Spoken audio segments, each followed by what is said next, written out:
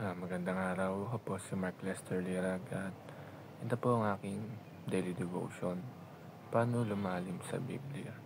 Um, part 4 po ito ng special series na Covenant of Grace. Ang Bible verse po ng araw ay galing sa Romans chapter 5 verse 15.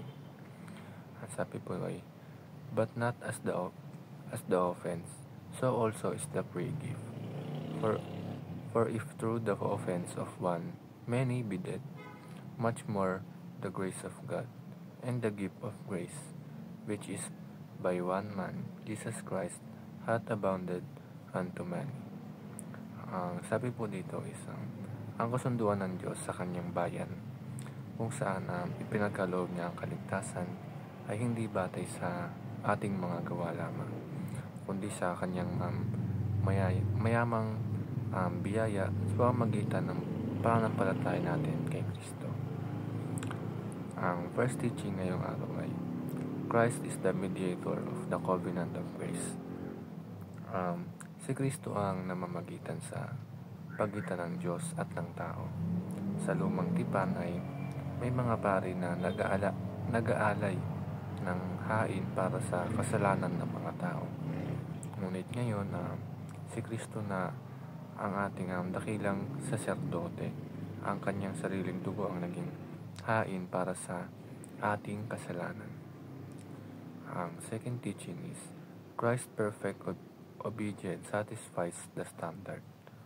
Alam natin na ang Diyos ay banal at matuwid, kaya ang kanyang standard ay hindi maaring pababain at hindi pwedeng mabago. Ngunit dahil sa ating makasalanang kalikasan, ay hindi natin kayang tuparin ang kautusan ng Diyos. Mabuti na lang na at si Kristo mismo ang tumupad lahat ng hinihingi ng Diyos para sa atin.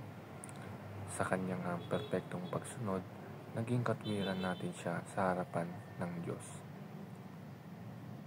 Ang last teaching is Christ offers eternal life through faith in Him. Hindi natin kailangan magpagal upang matanggap ang kaligtasan. Ibinigay sa atin ito ni Kristo bilang isang libreng regalo. Ang kailangan lang natin gawin ay manampalataya ng buong puso kay Kristo.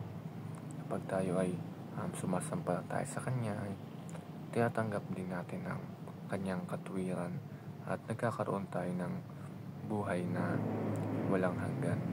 At pag tayo ay sumamba sa Panginoon lagi at tayo ay naniniwala sa Kanya, is matatanggap natin yung libreng regalo na ibinigay ng Diyos para sa atin. Yun lamang po.